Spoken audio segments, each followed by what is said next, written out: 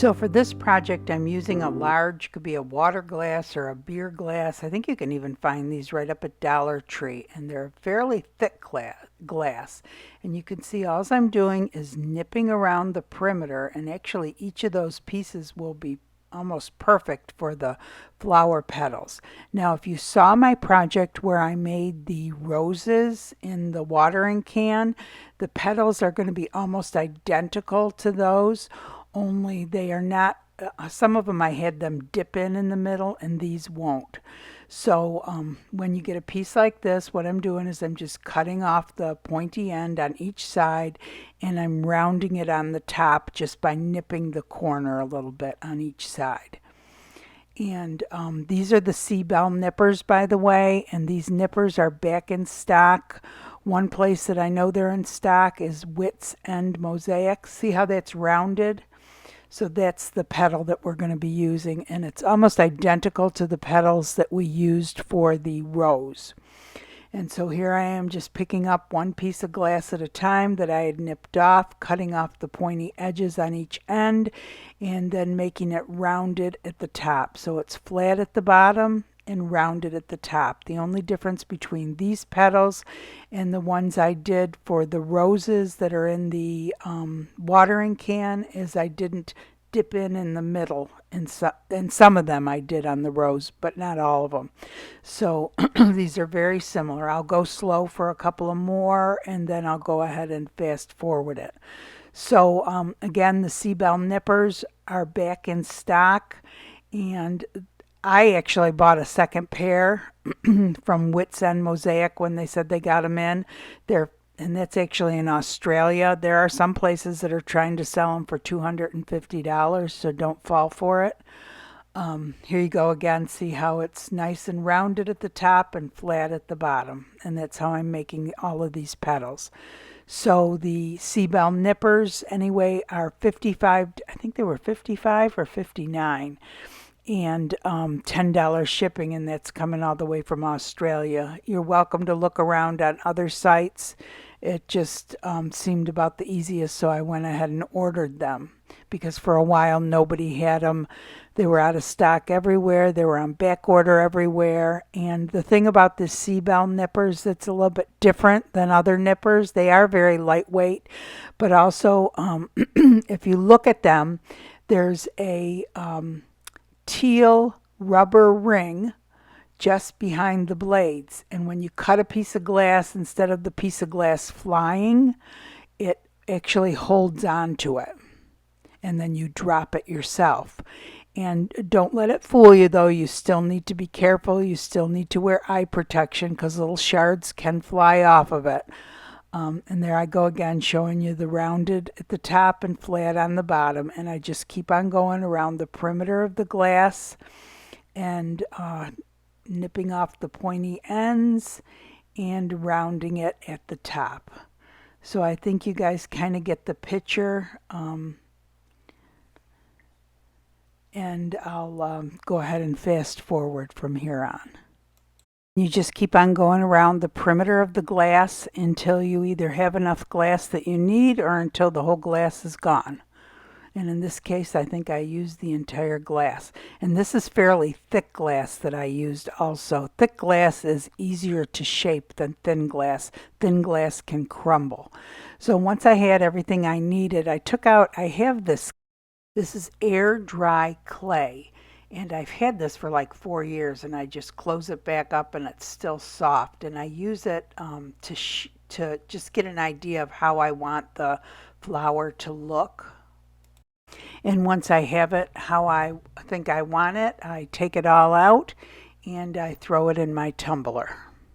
And you really have to do this before you tumble the glass, because when you pull it out of the clay, it has all this clay stuck to it, and you would have to wash it off. And if you're going to, I guess you could do that if you want to wash it off, but it'd be easier to do before you tumble the glass to get the sharp edges off. And that way when you do tumble the glass, it will get whatever clay remnants are left on there. So here I'm just trying to figure out exactly how I'm going to set up this new flower that I'm making.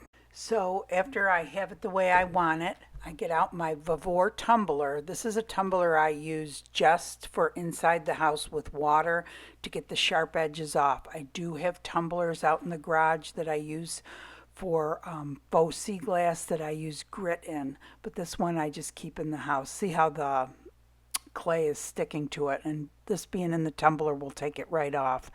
And I do reuse the nippers again and make a couple pieces smaller. We are going to need some smaller pieces for the center of this flower, so I'm just nipping a few up. Saw one go in there with some spray paint on it. I was trying out a color, and if you have some that you've spray painted and you want to use it for something else, you can throw it back in your tumbler and the spray paint will come right off of it. So I put it in the tumbler, I put water and a squirt of Dawn dish soap, and all the Dawn dish soap does is cleans the glass. It doesn't have anything to do with making it duller. It's just the tumbling process that takes the sharp edges off, and usually you only have to do it for an hour to 2 hours depending on the glass. I find that the thicker glass only takes an hour. The thinner glass seems to be sharper and it takes a little bit longer to dull the edges, so it may take up to 2 hours, but it's such a simple thing to do. So this is the Vavor tumbler, and it has two knobs. One of them turns it on and is also for the number of, or the speed you want it to be at, and that's the number of days. It goes up to 9 days and up to level 4 speed. We're only going to do it for an hour, so even though it's set for a day, you're going to need to set your own timer for 1 hour. Next, I just rinsed them off in the sink and dried them on top of a drying mat, and just made sure they were real dry before I got them ready for spray paint. It's such a simple thing to do, and they're no longer sharp. You can't cut yourself on them. And then I took them out to the garage, laid them out, and used Tamaya purple translucent spray paint, and I sprayed one side and let it dry, and then I actually did turn them over and sprayed the other side. I'm not sure why, I just felt like they needed more paint. Next, for the center of the flowers, I had found these napkin rings at a garage sale, and I took it apart and used these, they're called stamen, for the center of the flower, and I used this hot pink paint and I repainted some of them. I left the light pink and a couple of the silver, but the rest I did in the hot pink, and then I let it dry. Now the stem on it is way too long, but I just left it long like this while I painted, and then after the paint had totally dried, I took a heavy duty scissors and I cut the long stem off of it because, like I said, it's just too long. I put the leaf back on, and then I took the heavy duty scissors and cut that off, and I used the UV resin on the back of it because then it was very loose. I wanted it all to hold together, so I put the UV resin on the back and put it under the UV light. Next, I mixed some UV resin with some black alcohol ink, and then I poured it onto some silicone mats and put it under the UV light. And this is also to make the center of the flower. Actually ended up mixing up a second batch of it because I thought that was way too light. Put that in the center, and then took the little stamen that I had painted, stuck it on top, and then held it up. This was kind of difficult. Held it up while I put the UV light on it. And if you remember me doing this before, you have to kind of hold it for about 30 seconds till that UV resin starts to set, and then you can let go of it because it will stand up on its own, and then you have to leave the UV light on it for another minute or so. This one is giving me a problem, so I end up putting some clear UV resin on and trying again, but eventually it does stand up. And then I move on to the next one, put a little bit darker UV resin mixed with the black alcohol ink, put the stamen on, hold it up, and again it takes about 30 seconds before you can let go of it, and then after about 30 seconds you can let go, and it will stand up on its own. And I do this for all three. 2 are larger and 1 is smaller because I'm making 2 larger flowers and 1 small flower. So here you can see I'm doing it again, putting a little bit darker UV resin on, putting the stamen on so that it will stand up straight, putting the UV light on it, and there it's standing up on its own. I'm using a little bit of extra clear UV resin to help hold it in place. So next I start setting up the flower, and I have 5 petals for the outside and I think 5 smaller petals for the inside. But before I put the inside petals on, I take the black resin center with the stamen and set that down, and then kind of balance the smaller petals around the edges. And this can get kind of tedious. If you can, set it up like that on your project and then pour your resin and get it all to hold, good for you, but I can't. They were kind of moving all over the place as I was doing it, and I just didn't feel comfortable. So what I did was I went ahead and I put the UV resin on where all of the flowers or all the petals touched, and I figured that would hold everything together, and then I put the UV light over it so that it would be all in one piece. And I thought this was best because I really wasn't sure how I was going to set these flowers up on my project, and I kind of wanted to be able to move them around, and if you have them in 8 different pieces, you just can't do that. So this is the way I chose to do it with UV resin. And like I said, just put the UV light on it, and it comes up as one piece, one solid piece. And there you go. And look at this. This is so cool. I don't know, I've got the UV light on still, so it kind of shows a funny color, but you can pull it right up off of the mat. And the back of it needs to set more, so that's what's great about this Let's Resin UV light is that it has a top and a bottom to it, and it has actually a little sliding shelf in it once you put it together. So this is what it looks like with the 2 parts together. There's the sliding shelf, and you can just put the top on, and the little shelf slides in and out. You can move your project around, and it gets it. The UV light gets it from the bottom and from the top. And this is how the 3 flowers turned out. I think they turned out so pretty. I love that purple color. So anyway, next, this is something that I had done a while back. I had cut up a bunch of stems, so I had a bunch of stems to choose from for these flowers. Now, I am not by any means an expert stained glass cutter, but I did learn to cut stained glass just by watching YouTube videos, and it really isn't that hard. I can cut simple shapes and stems that I would need for flowers. And after I cut them, I do throw them in my large tumbler and tumble them to get the sharp edges off, because stained glass is very, very sharp. So you can tumble them anywhere from a week to 1 hour. So I used to tumble them for a lot longer until I realized if I just tumbled them for 1 or 2 hours, it would take the sharp edges off. But most of the ones that I have that I tumbled have nice round edges because they've been tumbled for many days. But anyway, so this is what they look like after they're dried off. Some of them did break, but a lot of them stayed long. And if you need a real long piece, you can always piece them together. So I think they turned out really cool. And I do store them in a container so that I can pick from them when I need them for flower stems.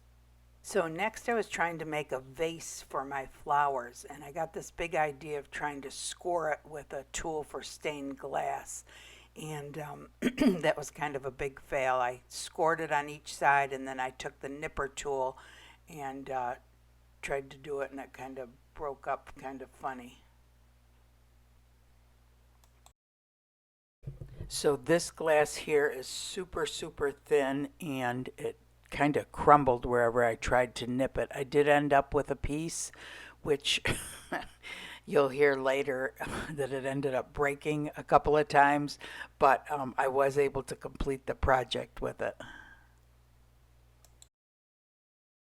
So next I had this board that had a stand on it that I had picked up at a garage sale. I think the lady told me she used to use it to display jewelry at art shows. Anyway, I washed it up real good, and then I took full strength Mod Podge and just painted it on to seal the wood. I didn't know how it was going to handle the resin, even though it did have some paint on it. And I just went ahead and let this Mod Podge dry overnight. Next, it was ready for the resin. I had pre-mixed the resin, and this is KS resin, and it is a coating or doming resin, and it mixes just like any other resins, 1-to-1 ratio, 1 part resin to 1 part hardener. Mix slowly to avoid bubbles, and scrape the sides and scrape the bottom to thoroughly mix it. So you can see I put it on just on the board first with my fingers. I didn't want to pour it on because can you see all the strips of wood? I was afraid the resin was just going to pour down there. And then I'm taking my hands and I'm putting resin on top of all of the textured stained glass. And the reason I'm doing that is if you dump resin over textured glass, it will flood it and the texture will no longer be visible. So you can see that pretty texture. We want that to show through, and that's why I did it that way. And all that will stick perfectly fine to that thin coat of resin that's underneath. And then of course I put the flowers on, and with the flowers already being together, it was so easy. I could kind of move them around any way I wanted without worrying about everything falling off. And then I did take the resin and I coated every single petal with it because I think the flower looks so pretty. Glass looks so pretty with resin on it. I like it when it's totally covered, not just drizzled in spots, but totally covered with the resin. I think it looks so pretty. And so I did that with all 3 of the flowers and the center of the flowers, and I did take some resin and kind of put it over the stamen also, but I didn't want to actually dump the resin on there because I didn't want the center of it to be flooded. Then I took resin and I did put it all over the inside and outside of this thin glass vase here because the resin will actually strengthen the glass.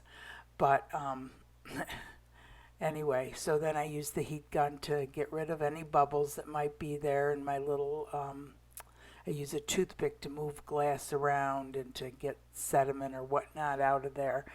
And when I finish a project, I always come back every 15 minutes while it's still setting up to check to make sure the glass is still in the correct place, to make sure there's I can't see any other sediment. I use the kitchen torch if I see any more bubbles, and it's in your best interest to cover it with a dust cover. Now all resins are different. You need to read the directions for the resin that you are using. Hey everyone, I love my purple flowers. These were the exact same petals that I cut for the roses, only I didn't use quite as many. I didn't fill it in quite as much, and I just had the center kind of come up and put the stamen in the middle. And that is that Tamaya translucent purple spray paint, and it is so pretty. It is just flawless on there. Isn't that beautiful? I love that color purple. And the stamen on the inside, well, I used UV resin and mixed it with black alcohol ink. Somebody messaged me on one of my last videos and said you can't mix alcohol ink with UV resin, but you certainly can. I don't know why they thought that. Maybe they thought, all I could think of is they were thinking of, you know, when they do the blooms with the alcohol ink and the epoxy resin. Maybe they were thinking, I don't know, but you can mix alcohol ink, you can mix mica powder and or alcohol ink in UV resin, and it mixes perfectly fine. As you saw, that's what I did to make this under here to stick the stamen in. And the stamen, I actually got a bunch of napkin holders is what it came from. at a garage sale, and I just kind of pulled those apart. But if you want stamen, you can also buy them on Amazon in all different colors. You could paint it like how I painted and just buy one color, or you can buy a bunch of different colors, you know, whichever way you want to do it. But that was the best way that I could think of for it to stand straight up, was to stick it on top of the UV resin and hold it until it's set. But and this and this here was a pain in the butt. This is such thin glass. It just gave me such a hard time breaking it, and I actually broke this piece off over here before I did the project by accident, and it reattached it with UV resin. Can't even tell. And this morning when I got up, I checked it, and I don't know, I touched this side too hard and I cracked that off. So I put that back on with UV resin. But in the meanwhile, I had put resin over the entire piece of glass because the resin will help strengthen the glass. It didn't do anything for that corner though. And I put it back on, and I kind of put it on crooked, but whatever. I don't think you can really notice it that much. And the other thing is, so with the resin, I just put it on this first and very lightly and put it on with my fingers. I didn't want to dump it all over it because it had all these openings through here, and I just didn't want it running all over the place. So for that reason, and also you don't want to dump resin on top of textured glass, the petals, because if you dump resin on top of textured glass, the textured glass will be less visible. And actually, I'll show you, this one I think got too much resin on, and you can see how you can't really see the texture. Whereas these, you can see the texture. So you really need to just put some on your gloved finger and just go over it very, very lightly. And I'm trying to think what else I can tell you about it. This I got, so I put these together, and I used the UV resin to hold them together because it was just too tedious. When I first started, they were, you know, falling all over the place, and it was just easier for me to do it that way. And I didn't know exactly how I wanted to situate them. And can you imagine getting them finally all standing and then decide you want to move it 1 inch? Well, then they would all fall over again. So it was just, it was in my best interest. So, but you guys can do whatever you want. And this I had actually picked up at a garage sale with about 3 other things like this that had stands on the back. And the lady I got it from was used to sell jewelry, and she used them to display jewelry. And all I could think of is, here, let me put this down. I'll let you see what it looks like standing up. So this stands up, which is so cool. Isn't that neat? But I think I had to take these hooks out of here. She had staggered hooks, and I think she would hook the back of the necklace there and then drape it over the front, and that way they would be staggered, the necklaces. I don't know, that's what I'm guessing. I really don't know. But that's what she said, that she would display her jewelry on these. So anyway, I thought that was pretty cool. I'm trying to think what else I can tell you about it. If you have any questions, you know, we'll answer any questions you want. But I just think it turned out so pretty. I just love the flowers, and I have some more flowers that I'm going to be doing, some different flowers in one of my upcoming videos. But anyway, I hope you guys enjoyed the video. If you did, please give it a thumbs up. That really helps the channel. If you enjoyed the channel, go ahead and subscribe. That really helps the channel. And we have the Facebook page going, an amazing group of people displaying beautiful artwork. Everybody is so helpful. If you have any questions, you know, everybody's answering. You might get 10 different answers, but come join us there. And I hope you guys all have a great day. Thanks for watching.